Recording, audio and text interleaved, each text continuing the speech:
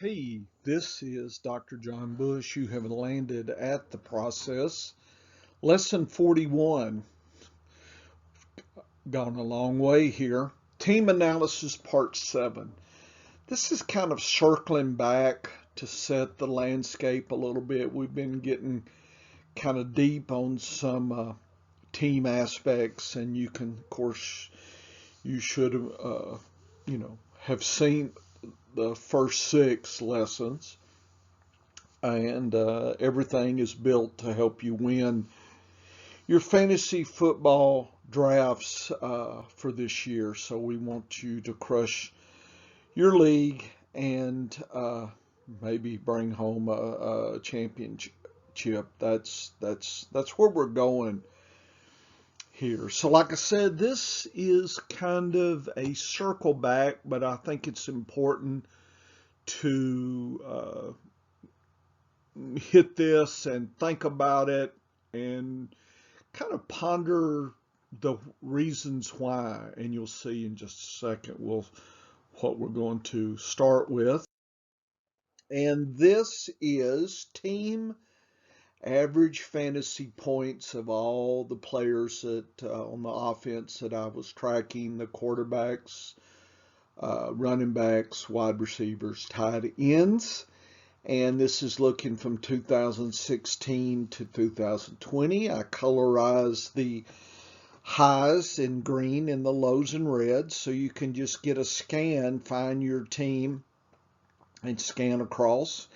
I colorized the team names based on their 5-year average here, which is in the extreme corner here. This is the 5-year average. Just kind of get a feel for what teams have done the last 5 years. Again, my part of the process is understanding a big picture of teams. I know that things do change every year. I got that, but let's look at 2020 then, and I circled the top 8 teams as far as fantasy point averages here.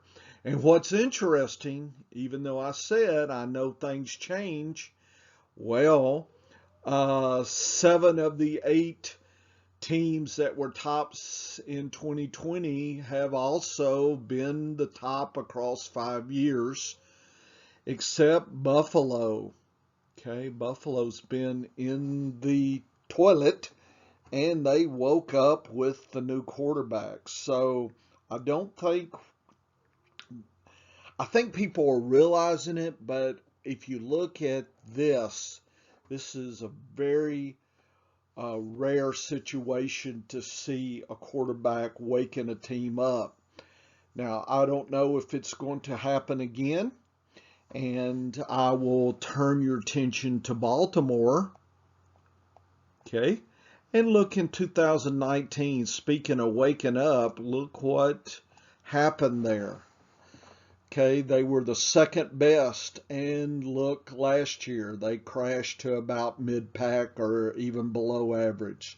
So I do not know if Buffalo is going to roll up, as it were, but just be aware that they did wake up. It pretty very dramatic as far as the team versus the preceding 4 years. So it does get your attention. I think people are aware of it, but I don't know the significance if they're aware of the impact there. But anyway, if people are thinking, oh, we shouldn't look too far back, I'm just saying 7 of the top 8 are in the top 5-year teams for fantasy points. So I think there is some long-term players that are doing this. Maybe a scheme, maybe the divisions. Okay, maybe the weather, maybe other things that are able to hold teams together and keep them running at a higher level. And I'm just showing the data. I do note that New Orleans and New England crashed. New England lost Brady. I think that's pretty obvious that they crashed down. And Breeze was his last year, and I really think that showed. And, I think people will, I mean, he almost did it. I mean, that's how great the quarterback, the man was, but just couldn't pull it all together there. And the team itself was lagging behind. I know we had COVID and whatnot, but still, this is what the data shows. So I think it's probably a pretty good bet that a lot of these top teams for 2020 will be at the top for 2021 as far as fantasy points. And I think we've already hit that the top teams give you lots of advantages in their players and the distribution of the top players and wide receivers and running backs and these kind of things, where you should spend your time drafting and where you shouldn't. So I think I would look very deeply at who did pretty bad last year. So you can look in the red. I think we're talking New England, Philadelphia. I think we're looking at Denver, Jets, Jacksonville, kind of teams. And then I think just looking at the 5-year bottom crew, the Giants, Cleveland, Chicago, Washington, again, Denver, Buffalo probably is moving out of that rank, Jacksonville, and the Jets. So I know we just had rookie drafts and everybody's excited, and miracles can happen, and new players on the scene. Uh, Temper your expectations. Look across the landscape. I think you get a bigger picture and a little bit more conservative view of team potential for 2021, and you need to think about that and let that ground you on your drafting here. At least that's how I would approach it, and that is part of the process. Okay, so we're going to spend a little bit into this landscape world here. I graphed the 5-year average there, and you can just see the actual points, and I color coded the teams in blocks here just to kind of get a sense of where teams have been over the 5 years, their window here. And again, I think looking at the top and the bottom is probably more significant than the ones in the middle. But I think I would try to avoid the bottom and try to move towards the top, with obviously the exceptions we just talked about. Team like Buffalo, we had some concerns of New Orleans and New England, but let's just kind of keep the big picture in mind as we move forward into our drafts. I also thought we should compare 2020 to 2019, a percent difference. And I think we should look at 2020 versus the 5-year average. So I generated those metrics and color coded the higher teams, the greater improving teams are in purple, and the teams that were not improving, declining, were in yellow. And I put some stars here by some of these versus the 5-year average. And some of these were not in the bigger groups, but we do need to make note of them. Detroit, Minnesota, here's Buffalo. Buffalo improved by 40%. Wow. Arizona looking very intriguing. Okay, so it's getting my attention here. We've had some changes, certainly Detroit. Okay, Buffalo's probably steady. Arizona's probably steady. So Detroit, we'll see what happens. That's going to be kind of I think there's going to be a bit of uncertainty there with Detroit. So I would urge some caution, but I was optimistic about, what they've done compared to 2019 and what they've done versus their 5-year average. Certainly, Stafford moving is of concern, but then he will probably help, where he ends up. And, I would definitely look at that. Some of the bottom teams, New Orleans, we've talked about that. Denver, got some concerns here. New England, biggest concern, and Philadelphia. So some of these I think are on people's radar. People are not so worried about New Orleans with Winston coming in. He is a gunslinger and will be doing a lot of passing.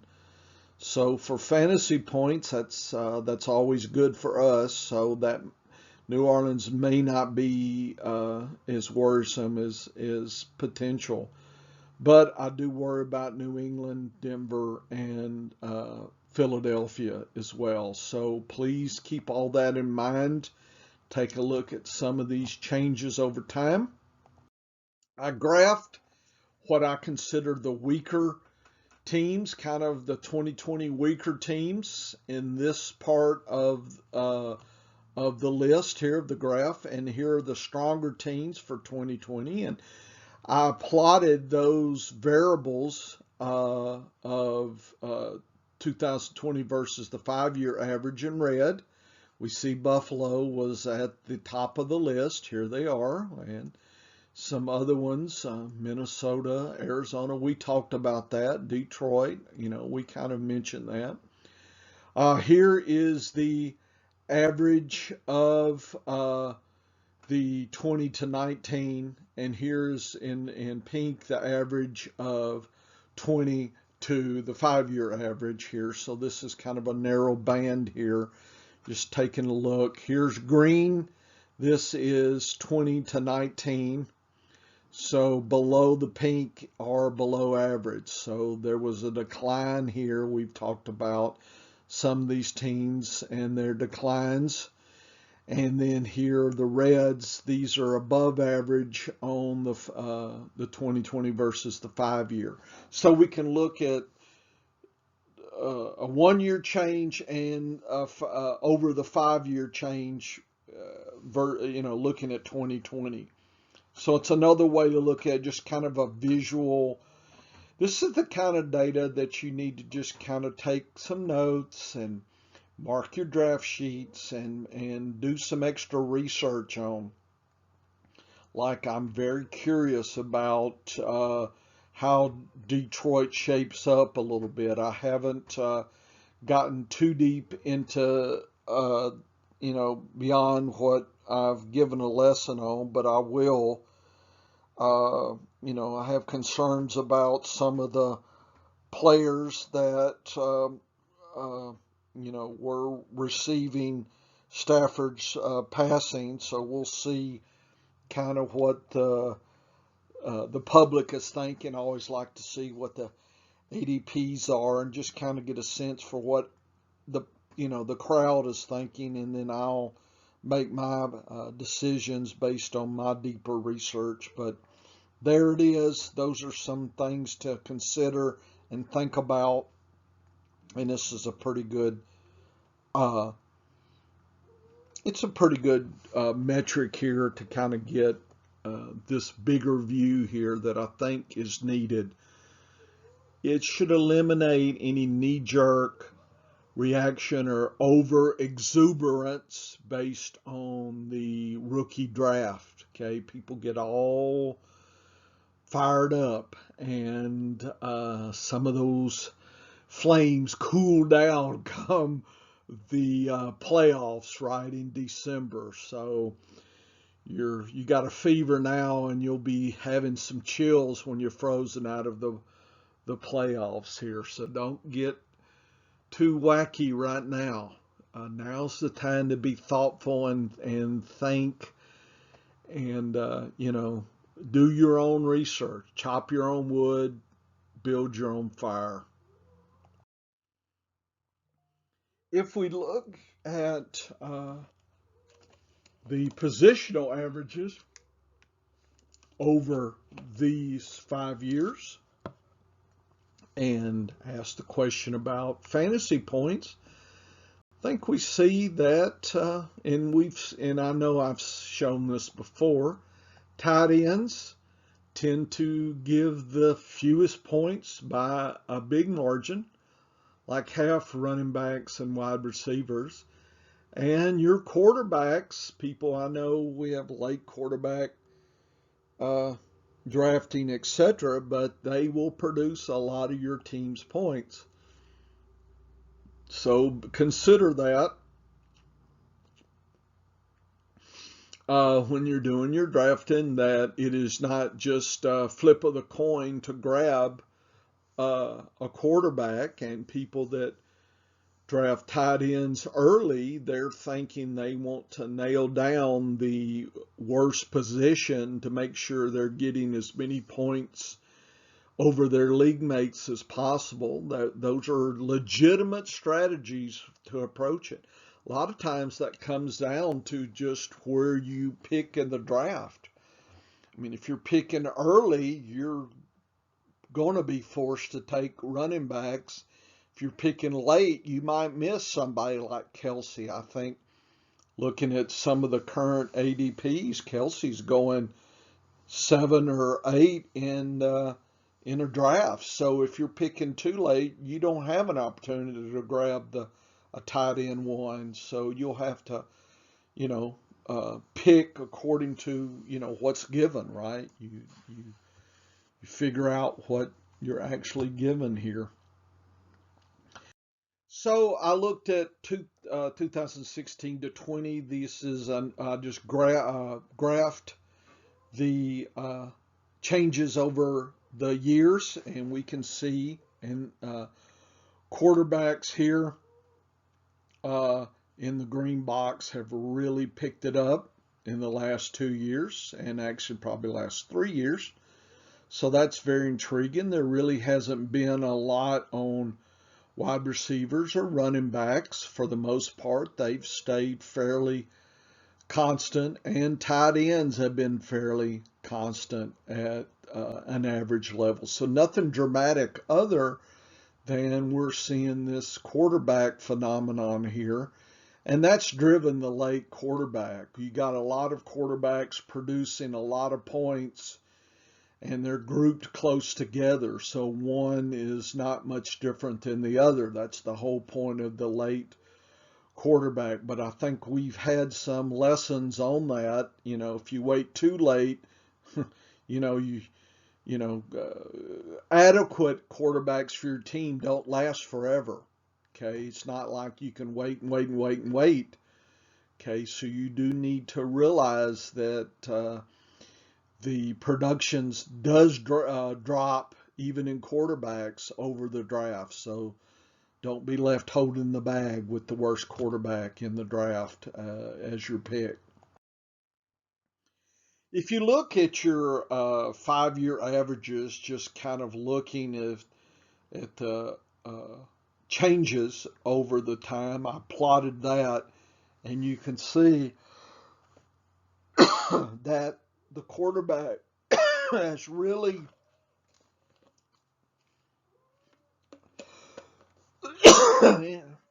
increased 18, 19, and 20 versus 16 and 17. So we're seeing an uptick in quarterback production. Running backs, we kind of had bookends. 16 and 20 were below, and 17, 18, and 19 were above, but, range is not so dramatic there. Tight ends, pretty much fairly steady. 2019 was a very interesting year for tight ends, and remember that Kittle was injured, and I think that minus 0.05 is because of COVID and probably injuries. So we might actually see an uptick in tight ends a little bit. Wide receivers, look to me, 2016 was the golden year in the last five. Kind of been a up and down kind of situation, -4 to a +1 in 18 and -4 in 19 to -0.06. So you can expect near zero to about 4% down. So nothing really dramatic for wide receivers expected either.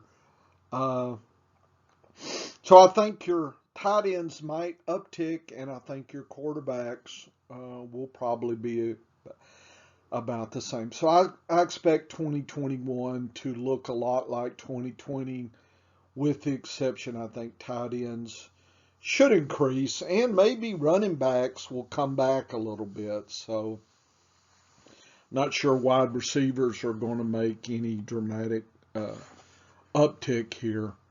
So just kind of like long-term weather forecasting here. This is kind of me reading the trends here, and you're only as good as the data, right? And anything in the past doesn't necessarily predict the future. Here's a graph showing the position. The purple is the quarterback, really showing an uptick. Tight end hit high in 2019, dropped in 2020. Again, maybe injuries, COVID. So tight ends may end up more here for 2021. Wide receivers probably somewhere in this range. Running backs, maybe an uptick closer to here. It's just a guess on my part. So as my voice dies here, I think we're done. Yeah. So this wasn't too bad. Okay, I didn't keep you too long in class, so you can go party. This is Dr. Bush. This is the process, and we will continue with our countdown to 100 lessons before the end of July. I'm shooting for it. We'll see what happens. Trying to make it there. So come back. You need to learn more of the process. Take care.